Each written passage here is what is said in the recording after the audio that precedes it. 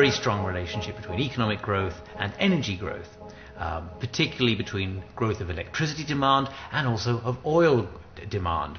And one of the reasons is that as the economy grows, we nearly always transport more stuff. People drive to more places, they fly to more places, more tourism, more everything. More food comes from far distant places. We're basically moving more molecules faster to more places in greater quantity, and all of this moving of molecules takes a great deal of energy, and most of that energy is oil. And this is where peak oil comes in, because the implication of peak oil is that oil prices are going to become more volatile, and that the average price of oil is going to remain structurally higher than it has in decades. And if that happens, then the economic value securing this American debt structure has got to be valued downwards by some factor. Let's call it X. And factor X is the thing that threatens the United States most.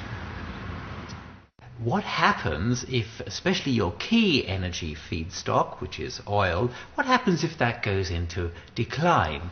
And it seems to many of us analyzing this that it's unavoidable, the conclusion is unavoidable, that economic contraction will be the result of this. I've not seen any convincing evidence that will not be so.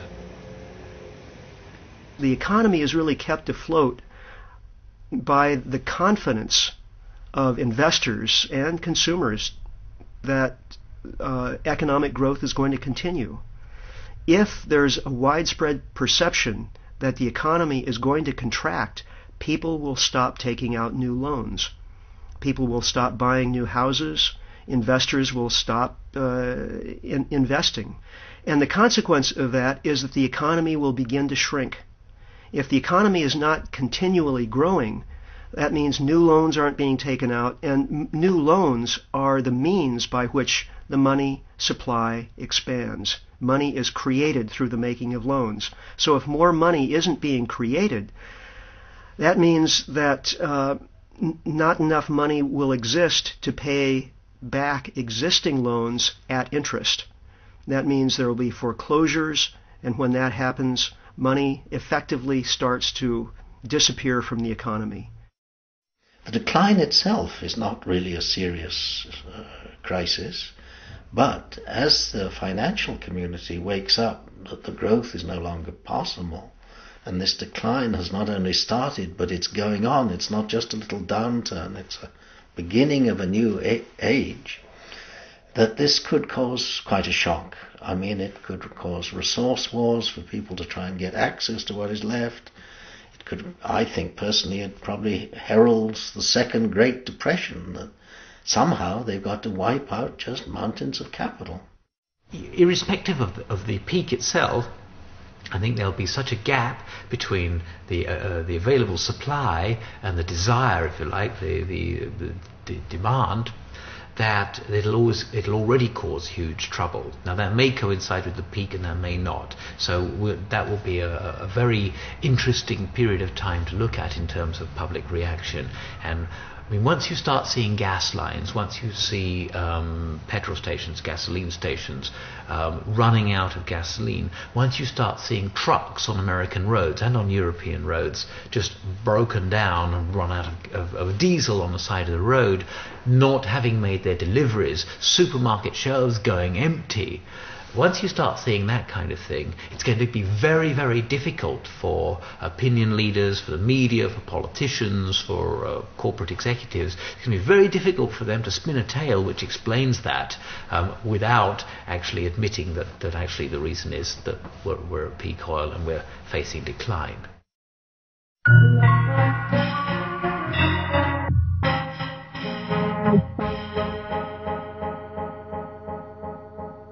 Not that they don't know. I mean, governments are extremely well briefed.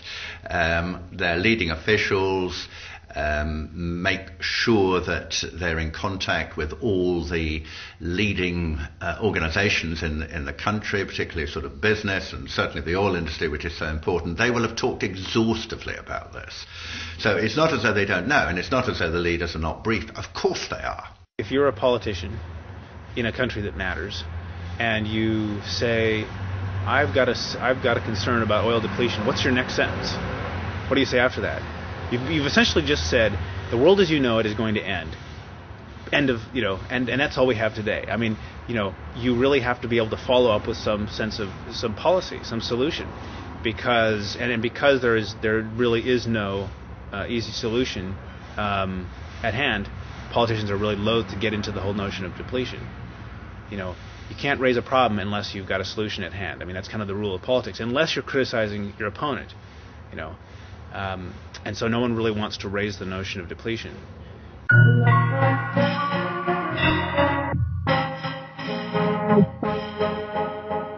Of course, one would expect the politicians across the world to have begun to get together to talk about the implications and what each of them needs to do in order to deal with this threat.